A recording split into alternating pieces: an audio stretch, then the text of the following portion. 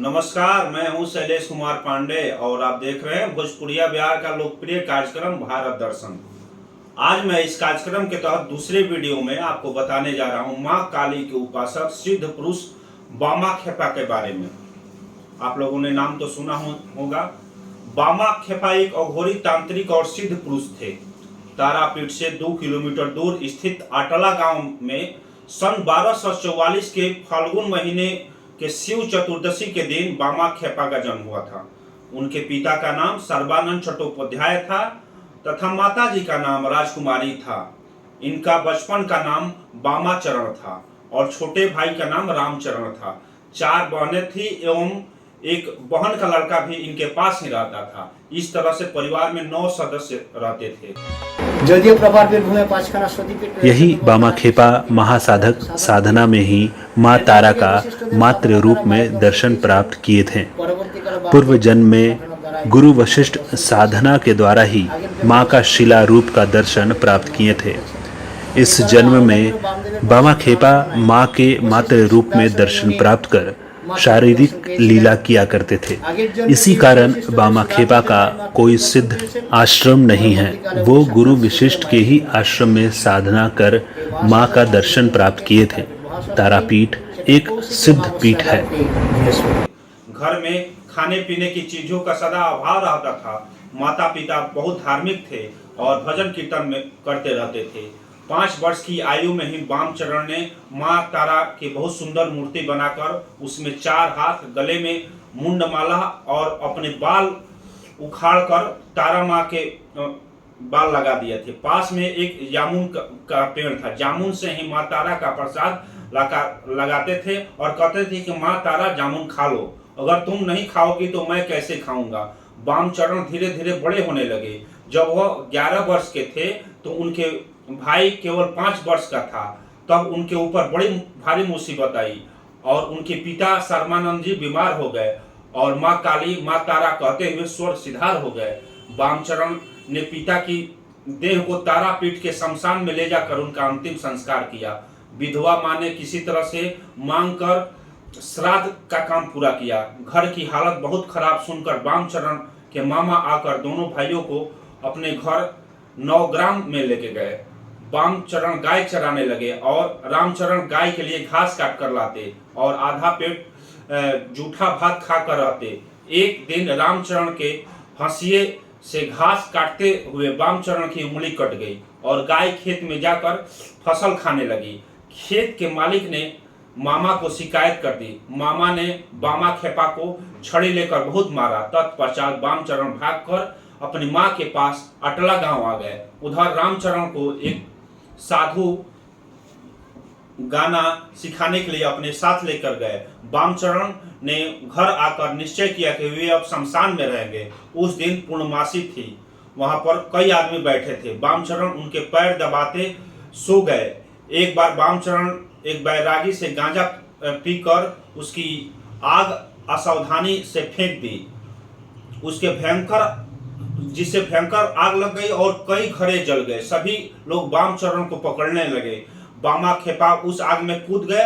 जब वे आग से बाहर निकले तो उनका शरीर सोने की तरह चमक रहा था। माँ तारा ने अपने पुत्र की अग्नि से रक्षा की थी। यह देखकर सभी अवाक रह गए थे। तत्पश्चात बामा खेपा का साधक जीवन आरंभ हुआ था। मोक्षानंद बाबा व साईं बाबा आदि ने उन्हें महाशमशान में आश्रय दिया था। कैलाशपति बाबा उन्हें बहुत प्यार करते थे। एक दिन कैलाशपति बाबा ने रात में बामचरण को गांजा तैयार करने के लिए बुलाया। उस रात बामा खेपा को बहुत डर लगा। असंख्य दैत्याकार आकृतियां उनके चारों ओर खड़ी थी। बामा खेपा ने जय गुरु जय तारा माँ पुकारा और वे सभी आकृतियां लुप्त हो गई और बामचरण ने बाबा कैलाशपति के आश्रम में जाकर गांजा तैयार किया।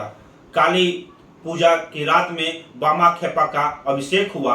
सिद्ध बीज मंत्र पाकर बामचरण का सब उलट पुलट हो गया और सैंपल वृक्ष के नीचे जप तप करने लगे। शिव 14 दिन बामा खेपा ने सिद्ध बीज मंत्र का जपना शुरू किया। सुबह से ही शाम तक ध्यान में मग्न होकर तारा माँ के ध्यान में लगे रहे। खाना पीना भूल गए। रात में 2 बजे उनका शरीर कांपने लगा। सारा शमशान अचानक फूलों की महक से महक उठा, नीले आकाश से ज्योति फूट पड़ी और चारों तरफ प्रकाश से प्रकाश फैल गया। उसी प्रकाश में वामचरण को मां तारा के दर्शन हुए। बाघ की खाल पहने हुए, एक हाथ में तलवार, एक हाथ में कंकाल की खोपड़ी, एक हाथ में कमल फूल और एक हाथ में अस्त्र लिए हुए, आलता लगे पैरों में पायल पहने हुए, खुले हुए केस, जीभ बाहर निकले हुई, गले में जवाब फूल की माला पहने मंद मन मुस्काती मां तारा बाम खेपा के सामने खड़ी थी। बाम खेपा उस भव्य और सुंदर देवी को देखकर खुशी से भर गए। 18 वर्ष की अल्पायु में विश्वास के बल पर बाम खेपा को सिद्धि प्राप्त हुई और वे संसार में पूज्य हुए। जिस प्रकार परमहंस रामकृष्ण को दक्षिणेश्वर में मां काली के दर्शन हुए थे, उसी प्रकार बामा खेपा को भी तारापीठ के महाशमशान में मां तारा के दर्शन हुए थे।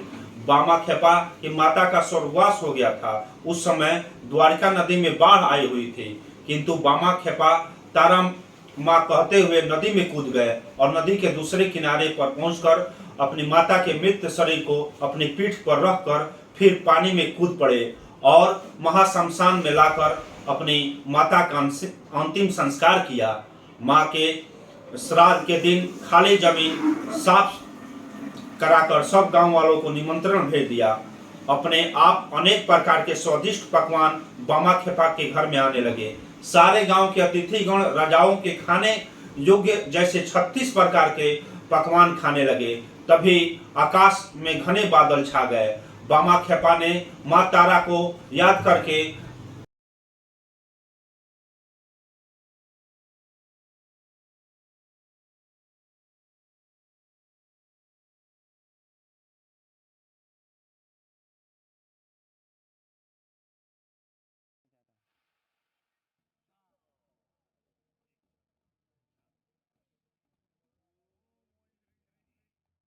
लकड़ी लेकर उसे चारों तरफ से एक घेरा बना दिया। मूसलाधार वर्षा हुई, परंतु घेरे के अंदर एक बूंद पानी तक नहीं गिरा और अतिथियों ने आनंद पूर्वक भोजन किया। जब अतिथि गण भोजन करके जाने लगे तो बामा खेपा ने मां तारा को याद करके बादलों को साफ कर दिया और बारिश रुक गई। बामा खेपा को देखने से लगता था कि वह बड़े कठोर हैं, लेकिन उनका हृदय बड़ा पवित्र और कोमल था। एक काशी का मणिकर्णिका शमशान और एक तारापीठ का महाशमशान। इनमें साधक अगर साधना करता है तो उसे त्वरित फल की प्राप्ति होती है। जैसे जो साधक की साधना का फल 5 वर्ष है तो उसे 1 वर्ष में ही मिल जाए। जो साधना का फल 1 लाख। वे अपने भक्तों के अनुरोध पर कई असाध्य रोगों को ठीक कर दिया करते थे। धीरे धीरे बामा खेपा की उम्र बढ़ती गई और वे 72 साल के हो गए। कृष्णा अष्टमी का दिन था। बामा खेपा तारा माँ का प्रसाद खा रहे थे। अचानक कुत्ते बड़ी जोर जोर से चिल्लाने लगे। फिर एक कंकाल की तरह चेहरे वाला एक सन्यासी आया और फीकी सी हंसी हंसते हुए बोला, अब क्या बाबा चलो तुमको अपने साथ ही ले चलूंगा। उस दिन भक्त लोग उनको घेरे बैठे रहे। बाबा की सांस जोर जोर से चल रही थी। अचानक उनकी नाक की अग्रभाग लाल हो उठा और सभी लोग मां तारा पुकारने लगे। मां तारा सुनाई पड़ने के साथ ही बामा खेपा का शरीर स्थिर हो गया और एक महायोगी योग माया में लीन हो गया। चारों ओर बामा खेपा के स्वर्ग सुधारने की खबर फैल गई।